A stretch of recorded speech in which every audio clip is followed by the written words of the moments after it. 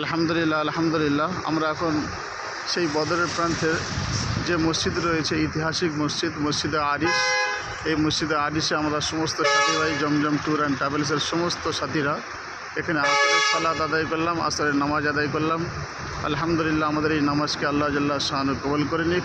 আর সারা বিশ্ববাসীর জন্য দোয়া করি তারা যেন খুব তাড়াতাড়ি এই মসজিদে আরিশে, এই বদরের যুদ্ধের স্থানে খুব তাড়াতাড়ি আল্লাহর মেহমান হিসেবে কবুল করে নেয়। আল্লাহ সুবহানাহু ওয়া তাআলা সে তৌফিক দান করুক। আমিন আমিন। ওয়া আখিরু দাওয়ানা আলহামদুলিল্লাহি রাব্বিল আলামিন। আপনারা দেখতে পাচ্ছেন এটা মসজিদে আরিশ, বদরের যুদ্ধের স্থান। এর মধ্যে এই মসজিদে সব সময় সব হাজি সাহেব আসতে পারে না।